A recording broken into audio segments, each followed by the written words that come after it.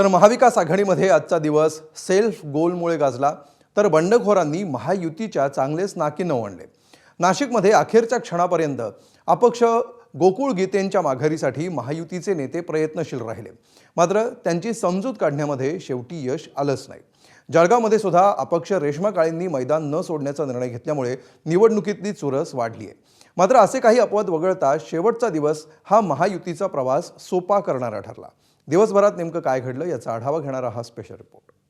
Hello, तू माघार देऊन टाक। आपण गिरीश भाऊंना आणि देवेंद्रजींना शब्द दिलेला आहे, तू येऊन माघार देऊन टाक। माघार द्यायचा विषय नव्हता। नाही, आपण शब्द दिलेला आहे, ऐकून घे। आपली पक्षाची एक निष्ठा आहे। मी माघार देणार होतो, पण जराडेंचा पोरगा म्हणतो की यांच्या बापाला पण माघार देणे ही भाषा त्यांची। विधान परिषद निवडणुकीतला उमेदवारी अर्ज माघारी घेण्यासाठी एका तासापेक्षाही कमी वेळ उरला असतानाचा हा संवाद। फडणवीस साहेबांना आणि गिरीश भाऊंना शब्द दिला गणेश दादा माघार देत आहे, तुला माघार द्यायची आता। नाही, आपल्याला माघार द्यायची आहे। नाशिकमधून भाजप नेते गणेश गीते आणि त्यांचे बंधू गोकुळ गीते यांनी अपक्ष उमेदवारी अर्ज भरला होता।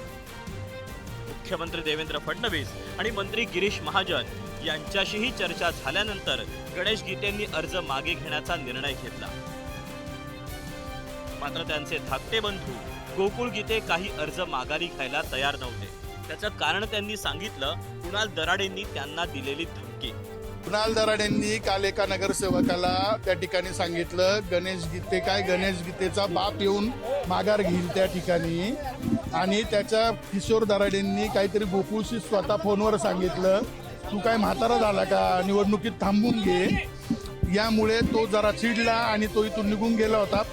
गोकुळ गीतेंचे हे सगळे आरोप त्यानंतर कुणाल दराडेंनी फेटाळून लावले। परिवारामध्ये ते दोघं माझे मोठे भाऊ आहेत आणि ते भाऊ मला जे सांगतील की जर मी जर त्या ठिकाणी ती माझी ऑडिओ क्लिप असेल तर मी शिक्षा भोगेल।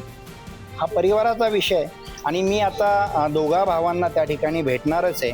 आणि त्यांचा गैरसमज त्या ठिकाणी जो झालेला आहे, जो विरोधकांनी किंबहुना हितचिंतकांनी त्या ठिकाणी निर्माण करून दिला आणि ते त्याच्यामध्ये यशस्वी झालेत, त्यांना तो मी सांगणार आहे, त्यांच्याशी चर्चा करणार। शेवटच्या काही मिनिटात गोकुळ गीते माघार घेतील अशी आशा सगळेच नेते व्यक्त करत होते। मात्र अखेर आपल्या भूमिकेवर ठाम राहून गोकुळ गीतेंनी आपली उमेदवारी कायम ठेवली। गोकुळ गीतेंच्या मनधरणीसाठी भाजपचे शहर उपाध्यक्ष निलेश बोरा आणि ज्ञानेश्वर गामणे यांनी शेवटपर्यंत प्रयत्न केले। मात्र या सगळ्या संदर्भात निलेश बोरा यांच्याकडनं वेळोवेळी उपमुख्यमंत्री एकनाथ शिंदे हे देखील या सगळ्या घडामोडींचे तपशील जाणून घेत होते। मात्र गोकुळ गीते यांची माघार घेण्यासाठी भाजपसह महायुतीच्या नेत्यांना त्या ठिकाणी यश आलं नाही, आणि महायुतीच्या नरेंद्र दराडे यांच्या विरोधात गोकुळ गीते यांचं आणि अपक्ष उमेदवार असलेले प्रसाद हिरे यांचं आव्हान असणार आहे। एकूणच नाशिक विधान परिषदेच्या निवडणुकीमधील 9 उमेदवारांपैकी 6 उमेदवारांनी माघार घेतली आहे, तर 3 जण हे आता रिंगणात असणार आहे। नाशिक पाठोपाठ हाय व्होल्टेज ड्रामा रंगला तो जळगावमध्ये। जळगाव विधान परिषद निवडणुकीसाठी महाविकास आघाडीकडनं शरद तायडे तर त्यांच्या विरोधामध्ये महायुतीचे उमेदवार नंदकिशोर महाजन यांच्यामध्ये लढत होईल असं अपेक्षित मानलं जात होतं। मात्र अचानकरित्या शिवसेना शिंदे गटाच्या रेश्मा काळे यांनी बंडखोरी केली, आपला उमेदवारी अर्ज भरला। मात्र अर्ज माघारीच्या दिवशी देखील त्यांनी हा अर्ज माघारी घेतला नाही, आणि त्यानंतर प्रहार संघटनेचे अनिल चौधरी यांनी देखील आपली अपक्ष उमेदवारी या ठिकाणी कायम ठेवलेली आहे, आणि म्हणून त्याचाच परिणाम म्हणून आता ही लढत चौरंगी होताना आपल्याला पाहायला मिळते आहे।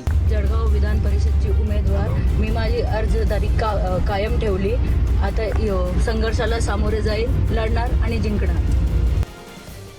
तर नाशिक आणि जळगावच्या निवडणुकीत बंडखोरी मोडून काढण्यासाठी अग्रेसर असणारे संकटमोचक गिरीश महाजनांनी सर्व ठिकाणी विजयाचा विश्वास व्यक्त केला। 17 जागांपैकी 6 ठिकाणी आमच्या जागा बिनविरोध झालेल्या आहे महायुतीच्या। या ठिकाणी जळगावमध्ये 4 जण उमेदवार या ठिकाणी आहेत, त्यापैकी आमचा एक आहे आणि अजून 3 उमेदवार या ठिकाणी आहेत। खूप प्रामाणिकपणे प्रयत्न केले, पण गोकुळ गीते हे नॉट रिचेबलच झाले। खूप सांगून त्यांना, म्हणजे हिरे म्हणून आमचे दुसरे एक उमेदवार आहेत, ते सुद्धा सापडले निकाल रात्रीपासून। त्यामुळे त्या ठिकाणी गोंधळ झालेला आहे। खरं आहे, काही झालं तरी आम्ही सगळे महायुतीमध्ये एकत्रित एक दिलाने लढणार आहोत, आणि आमचे जे उमेदवार आहेत आता अधिकृत, ज्यांना आम्ही तिकीट दिलेलं आहे, ते खूप मोठ्या बहुमताने रेकॉर्ड ब्रेक मताने या ठिकाणी निवडून येतील. अहिल्यानगरमध्ये निवडणूक बिनविरोध करण्याच्या भाजपच्या प्रयत्नाला 100% यश आलं नसलं तरी अपक्ष उमेदवार करण ससाणे यांनी माघार घेतल्यामुळे महायुतीसाठी ही लढाई सोपी झाली. ही निवडणूक लढवायचीच नव्हती असं म्हणत ससाणेंनी निवडणुकीतून माघार घेतली. माघार घेण्याचं काही कारण नाही. तसं नगरसेवकांच्या आग्रहाखातीर आम्ही फॉर्म भरला होता आणि निवडणूक लढवण्याची अशी कोणती इच्छा नव्हती आणि नगरसेवकांच्या सगळ्यांची चर्चा करून तो माघार घेतला. त्याच्यामध्ये असं काही पक्षीय लढाई अशी काही नव्हती आणि आमची निवडणूक लढण्याची पण इच्छा नव्हती. महाविकास आघाडीकडून फक्त आपला फॉर्म होता तो आपला नाही, मी पहिल्यापासून अपक्षच फॉर्म भरलेला होता. अहिल्यानगरमध्ये मैदानात राहिलेले अपक्ष उमेदवार दत्तात्रय पानसरे यांच्या अर्ज माघारीवरून चांगलाच ड्रामा रंगला. दत्तात्रय पानसरे यांनी आपल्याला प्राधिकृत केले असल्याचं सांगत शहाबाज सय्यद यांनी त्यांचा अर्ज मागे घेण्याचा प्रयत्न केला.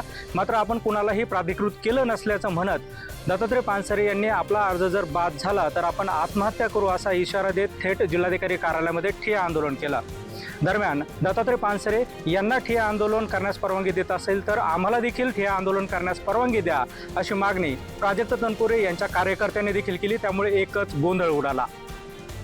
परभणीमध्ये तिरंगी लढत होणार असली तरी महायुतीला बंडखोरी रोखण्यात यश आलंय.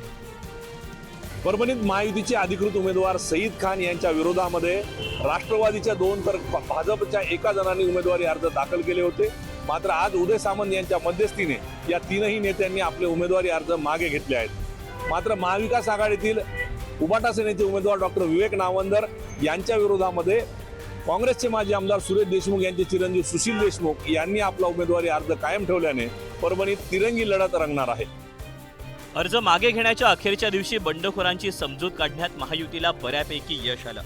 वर्ध्यातली निवडणूक बिनविरोध झाल्यानं इथले भाजप उमेदवार अरुण लाखानींसोबत त्यांच्या कुटुंबियांनी असा जल्लोष केला.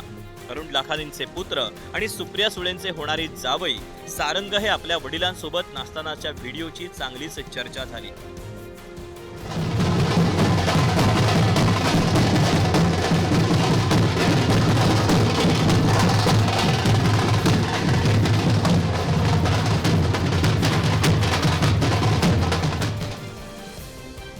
पैकी 5 मतदारसंघात निवडणूक बिनविरोध झाल्यामुळे असाच जल्लोष साजरा होणार आहे. इतर 12 उमेदवारही असाच विजय जल्लोष साजरा करणार की काही ठिकाणी इतरांना गुलालाची संधी मिळणार हे येत्या 22 जूनलाच कळेल.